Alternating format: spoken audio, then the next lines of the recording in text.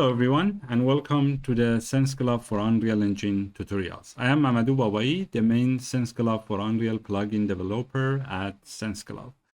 In this video, we are going to demonstrate and explain the basic usage of the SenseGlove Unreal Engine plugin in order to detect and find the glove and send different kind of haptic commands to a Nova glove.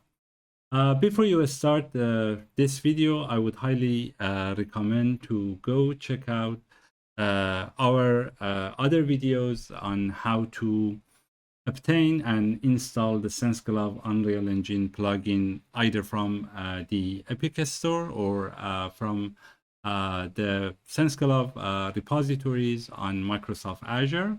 And also, I would highly recommend to go check out the other tutorial that shows you how to download and set up the SenseGlove examples called SG Playground for Blueprint, this repository, and also C++, because I'm not going to demonstrate that during this video.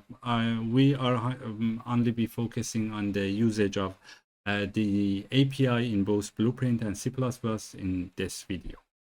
Okay, I've already checked out those repositories on my computer. Here is the Blueprint project, and also here is the C++ project open inside JetBrains Rider. Basically, both these projects are exactly doing the same thing. They are equivalent, and you could basically check out the source code, the exact same source codes in both C++ and Blueprint. So we are going to basically demonstrate and explain the basics here. I'm not going to like really low level stuff, but let's get started. Okay, let's first see what this example does. As you can see, I've already connected my glove, and basically I did calibrated it through SenseCom. We have also have another video that already demonstrates that, how to do that. You could also check that out on our YouTube channel. But anyway, now everything has been set up. I'm going to basically see this example.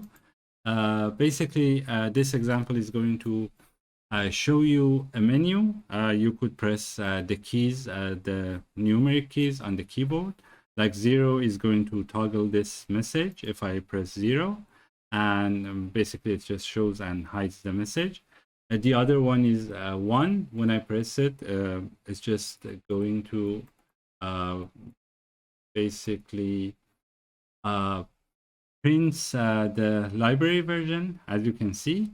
If I press 2, it's just going to check for a connected glove. If it's not able to find it, it says I cannot find the glove. If it's able to find it, it's going to print its information. For example, does it have a battery? Is it charging? What's the percentage level of the battery? And also the name of the glove, as you can see here. Also, by pressing 3, 4, and 5, we could send buzz, force feedback, and sample haptic commands. And if I press 6, I could stop all the haptic commands, or we could basically stop or start those haptic commands one at a time. But if I press 6, it's going to stop all haptic commands. I'm not going through 7, 8, and 9 because they are a bit more advanced usage of the API, and as I said, this video is only focusing on the basics.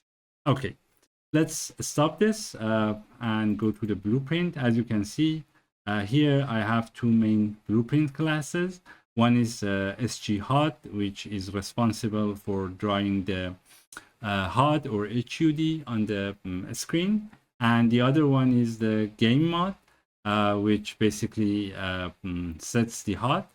The main logic in the Blueprint happens inside the level Blueprint, as you can see here. And in this, these are the chunks of code that is going to do all those things, for example, for key 5, key 4, key 3, and so on. And also in the C++ example, we have the same thing. We have the SGHOT. As you can see, it just draws that menu that you saw. And also the game mode, which basically sets the hot class and also the player controller class. All the logic that happened in the blueprint side on the level blueprint is happening inside player controller on the C++. Anyways, let's go and see how we can print the library versions. As you can see here, when I press 1, it just prints the library version for SGCore and SGConnect libraries.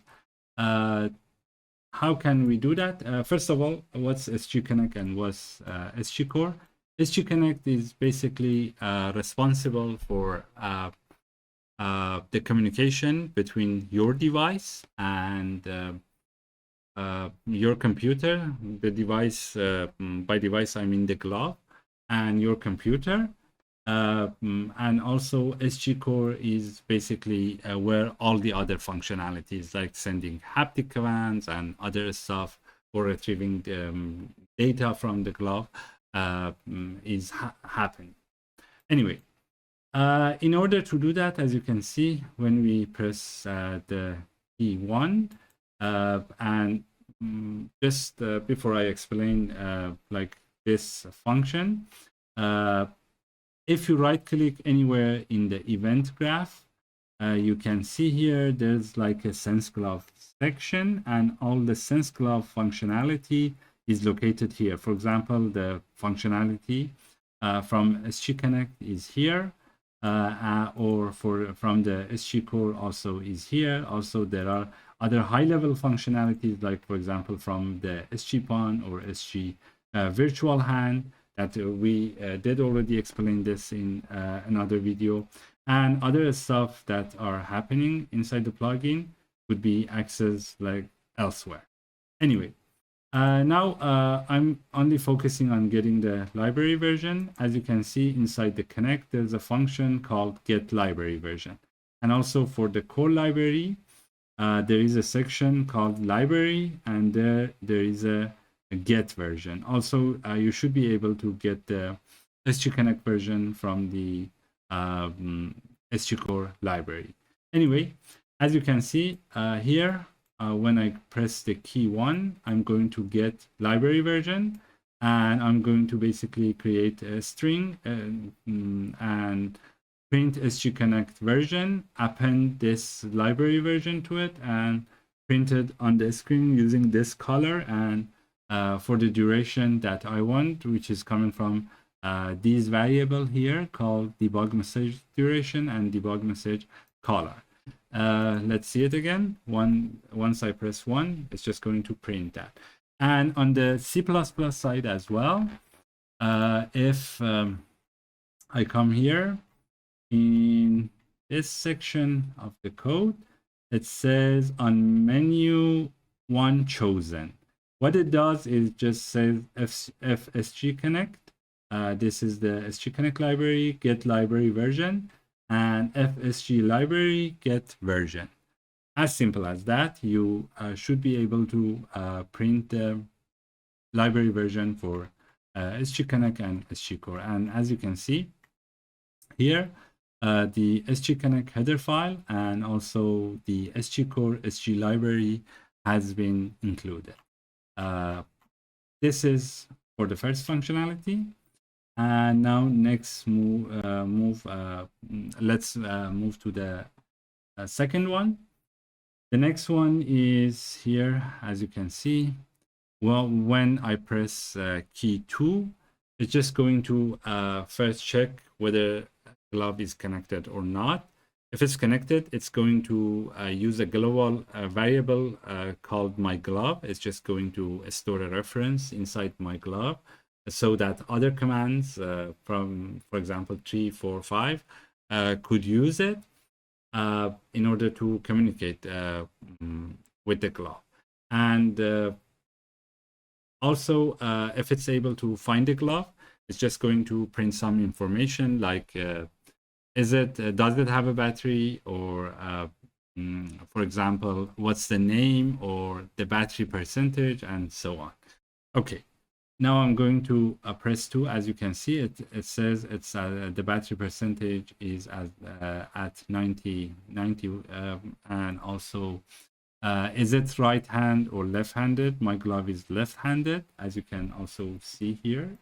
It's a left-handed glove, and also it says it prints the name of the glove and the model. Anyway, how do we do that? As you can see here, in order to retrieve the glove list, we do some extra work.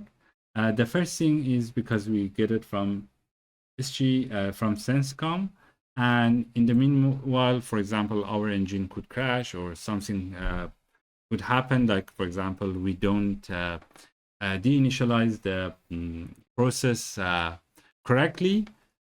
Just we want to make sure like the glove list is not cached somewhere. The proper way to do this is to first, as you can see in this comment, it says ensure the device list is empty before doing anything. First, we are going to call the dispose function. Where this dispose function is coming from, like if I even type it, I don't have to just go through all this. I could call it from either the device list or from the SG Connect. I believe this one is coming from the device list because because these are two different functions. This is going to dispose the SG Connect, but this one is going to clear the device list basically. This one, as you can see, it says target is SG device list Kismet library. First, we clear the device list by calling dispose. Then we are going to reinitialize it again from the device list. Basically, we are going to reinitialize the device list, and also we are going to load the latest profiles. Once you run the SenseCom always is going to write those profiles to disk on the disk somewhere inside your home directory. And when you do that, you say try loading from the disk. The calibrated hand should be loaded for you here. And once that is done, now we are going to call the and also, as you can see, for this one is target is the SG haptic glove. So here, if I just go to the SenseGlove section and from core, and here, as you can see, haptic glove, it has the function try loading haptic glove hand profile. I'm sorry. It's from haptic glove hand profiles. Try loading from disk. And as you can see on the C++ side, it's also the same thing. Here we are going to dispose, reinitialize, and also try loading from disk. The API is identical on both Blueprint and C++. Okay, let's go back here. And after that, we are going to basically call this get glove from haptic glove Kismet library, as it can be seen here. Here, we call get glove. Get glove expects two arguments. One is the world, which is your current map, and the other one is variable, which in this case I'm going to pass this public variable, my glove, to it. And if it's successful, it's going to return true. If not, it's going to return false. So that's why here I'm going to print fail to find the glove if it's not able to find it. Otherwise, I'm going to do other things. let's see the same functionality in the on the blueprint side. Here, it's the same thing. If I am able to get the glove, I'm going to check here. I have a branch. If it fails, I'm going to print fail to find the glove. If it's true, that means it succeeded and we have a glove. Then here it's going to set my glove variable. And this is my glove variable. As you can see, it's from the haptic glove type. And after that, I'm going to get the device ID. I'm going to print found the glove. I'm going to concatenate this, and we should see this message printed on the screen. It says found the glove. And after that, we are going for the extra information. Like, for example, is it left or right-handed? Here, again, I'm getting the my glove variable. I check it using isRight function, and then I'm going to print it. If it's right, it says true. If not, it says false. And in addition to that, if it has a battery, I'm going to check if it has a battery. If it's true, I'm going to first check if it's charging. Again, I ask from the glove, is charging? Again, true, print true, false, print false. And lastly, I'm going to get the battery level from the glove. It's a float. You are going to just, and if it's able to get the battery level, it's going to return true, and also returns the battery level. And I'm going to multiply this by 100 in order to make it a percentage, because it's a floating value between 0 and 1. And we are going to just print the battery level. Here, the same thing happening on the C++ side. As you can see, we just, if it has battery, we say, okay, it has, we just check if it's charging or no, and we print true or false, depending on the situation. And also, we are going to print the battery level as well. Anyway, this is how you check for the extra information from the glove. There are other functions available. These are just like a few examples. You could always come here to this class and check out all the other functions to see what they do. Anyway, let's get back to the SG player controller. Now let's send haptic command. Okay, let's go back here. 3 is for sending, or if we are already sending and it's the second time, we're going to stop it. Sending or stopping like a boss command. The other one is for force feedback command, and the other one is sample command. The boss command, usually you fill it on your fingers. The force feedback command is just create the force feedback. So that you could you cannot like close your hands once that is applied. And also keep in mind these values are between 0 and 100. Once you just send those commands, basically you could also send them per finger, and the bigger the number, the stronger the force is. And also the sample command, which you basically feel it on the back of your hand. It's a vibration. Anyway, let's get back here and see how we can send those haptic commands. Here, when key 3 is pressed, basically I'm going to check if my glove is still valid, because sometimes my glove could become null. How it becomes null, for example, let's say it's getting disconnected. We are going to here, there should be a tick function somewhere.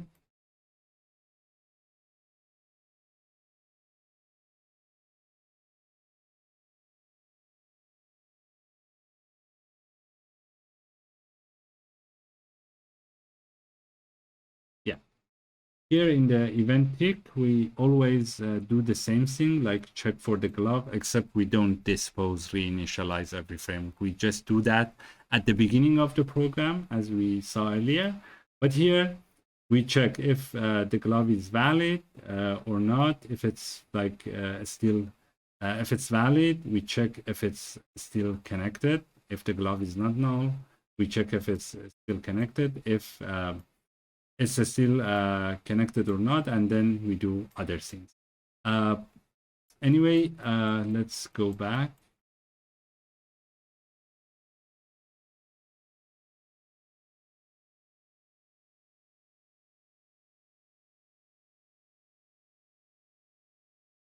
Yeah, we are sending the boss command here, but always we do the same check at the beginning. Is the glove still valid? So the object is not null. It's not garbage collected or something. So we are going to check that. If it's false, we are going to say, oh, it's just false. No glove is detected. Press key to reinitialize. Sorry, we don't. I thought we are basically checking at every frame, but we don't do that. Basically, we can do that, of course, we are in the tick function, but for the purpose of this tutorial or this sample, we decided to just give the user a message. They should just press key 2, as you can see here, to go through all this and basically get the glove again. Anyway, if it's false or if it's not connected, whatever, we are going to give the user a message that the glove is not connected or cannot be found. Otherwise, if it's true and it just passes these 2 tests, now we have a flip-flop on the blueprint side. Flip-flop in the blueprint, basically, it is what it says. It's a flip-flop. One time it's going to run this course of action, and the second time it's going to run this course of action. And we could always check, like with is it running the first one or the second one. On the C++ side, we are going to use booleans for that, and we are going to hash a boolean like be sending boss command or not. So because we don't have a flip-flop functionality on the C++ side, that's the only difference. Anyway, here I'm going to just print sending boss command, and as you can see, there's a function called make boss command. Here, I have to stop the game. That's why I cannot right click. Make boss command. This is basically how you create boss command. And there are 4 variants of this. These are all static functions from the boss command class. Let's see the variants. As you can see, there's a variant that accepts like integers for every finger. It's a number between 0 to maximum SAT. If you like give it bigger number, it's just going to max it out on SAT, and that's it. It's just going to cap it, cap the value. Anyway, this was the first one. Let's pick the signature of the other functions. As you can see, there's another one. It's just going to apply to one finger, and you could give that finger a boss level and make boss command. This is also an array. You could just use this array like it's an array of finger. It's just the same thing. Like it's just going to this time get an array. Make boss command, and this one is just going to make a basic boss command. That's it, without any control to you. Anyway, I'm going to use the variant that is going to let me specify each finger individually. Here, I just simply set 100 to all those fingers. And here, once I've constructed a boss command, it's just going to return a boss command to me. And I'm going to use the send haptics command. This is also part of the function from haptic glove Kismet library. And as an input, I'm going to give it like the my glove, which glove I want to send the haptic command to, and also I'm going to pass to it the constructed boss command. And I'm going to print a message after that. I say, okay, press 3 again to just toggle stop. Toggle to like don't stop the boss command. Let's see this functionality on the C++ side. Here, instead of flip-flop, as I said, I'm going to use a Boolean variable. I'm going to invert it once that is called. Of course, I check if it's if the glove is valid and connected, like the blueprint. But here I made it a function for the sake of simplicity. And as you can see, here it's just the same thing. The glove is connected, return true, if not false, and so forth and so on. Anyway, let's go back here. Okay, if I am sending boss command already, I'm going to stop it. I said if if it's true, like because that means we basically inverted the variable. If it's true, that means send a boss command, and it's going to say sending boss command. It's just going to send haptics, and this is the same thing as make boss command on the blueprint side. We call it new boss command, and as you can see, I'm going to pass it the world. On the blueprint side, this world object is automatically provided, so that's why we don't have to pass the world to all those functions that we saw earlier and this one. Anyway, I'm going to pass a number for thumb, index, middle, ring, and pinky fingers. Just like the blueprint example. Also, please keep in mind that this send haptics has different variants. Like you could, for example, use beta device, you could use Nova or SenseGlove, but all of these are just subclasses of haptic glove, and you could basically use one of these variants. Like there are 5 variants. We go forward and we see those. For example, I could send haptic, buzz, and force feedback together. But as you can see here, I only send a buzz command. Anyway, let's go back. And for the flip-flop, again, if we are sending a buzz command, next time we are going to call the off command. Off is a function from the buzz command itself. It's just going to create like a haptic command, creates a buzz command with all the values set to 0. So if I create a buzz command with all the values set to 0, it just has the same effect as the off command. As you can see, the off command also returns a buzz command. As I said, it's just a buzz command with all the values set to 0. And yeah, I send that haptic command in order to stop the buzz command. Again, the same thing on the C++ side. This is how we are going to stop the buzz command. Send haptics off. Or I could just do the same thing like new buzz command and pass 0 for all the parameters. Now, next is sending a force feedback command, as you can see here, which is going to lock your hand, so you cannot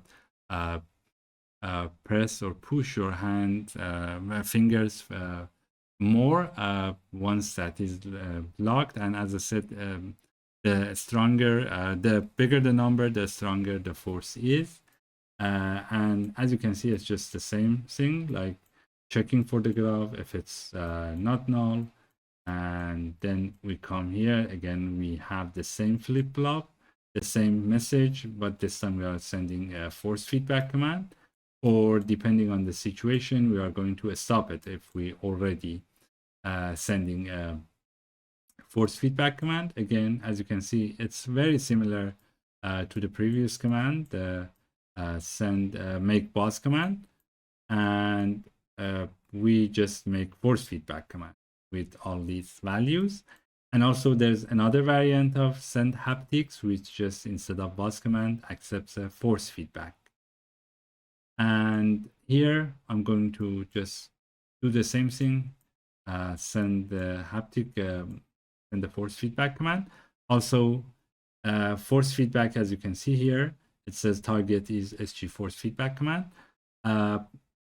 Same effects, just like the boss command. It's just going to create another command with all these values set to 0, and we are going to send it to the glove, to this glove, my glove, that newly created force feedback command. Again, on the C++ side, it's just identical, same thing.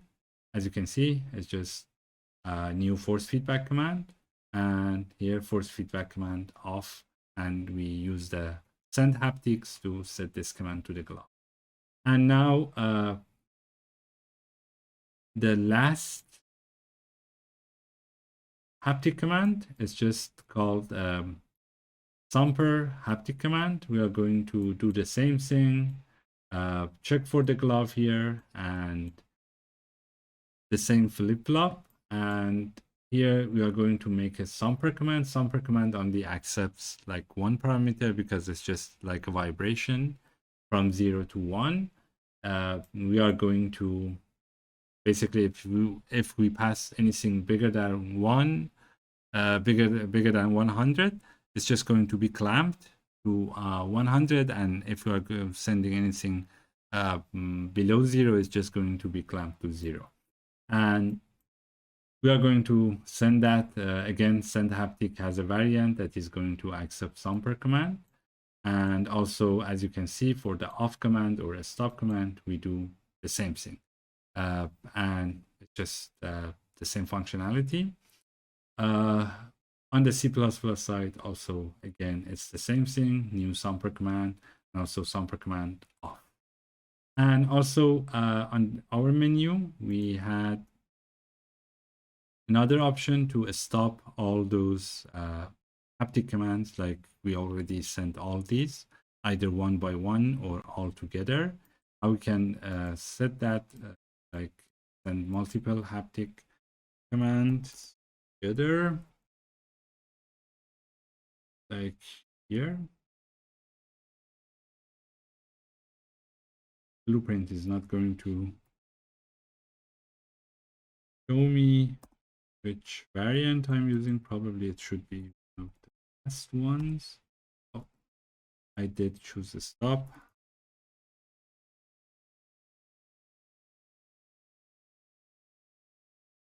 Probably it's this one. Oh yeah, as you can see, this one accepts force feedback command and boss command together, and also haptics. This one, fix. There is another variant that is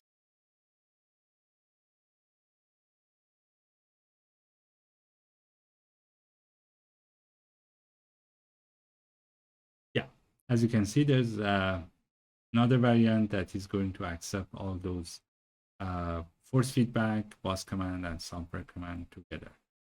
Okay, let's get rid of these and pick the last one for number 6. Also, as you can see, not only number 6, but also at event end play. If I don't do that, let's say I send some haptic commands and I'm going to end the game or close the game engine, the glove is continue vibrating and it would be really annoying. So you want to just on the event end play also stop all haptics, so that once you just forget to stop the haptics, once you end the game or close the engine or game window, it's just going to stop all those haptic commands for you automatically. Anyway, when I press key 6, again, I'm doing the same check for the glove. If it's valid and everything, then we are going to come here, print a message for stopping all haptic commands, and basically call the function stop haptics on the my glove, and it's going to stop the haptics. Let's see the same thing on the C++ side. As you can see, it's just as simple as calling my glove stop haptics. That's it. This is how you just retrieve a glove and send force feedback to it, or other kind of haptic commands, and also extract information from the glove. There are some advanced functionality, as I said, like you get the hand pose and basically try to draw a hand pose from it, but you don't need that, as we already provide a virtual hand. And you could also, there are other tutorials for that, for the virtual hand. You could check it out on how to use the virtual hand model using and just assigning it a mesh. So you could use it simply out of the box. So that's it for this tutorial. I hope you've enjoyed it.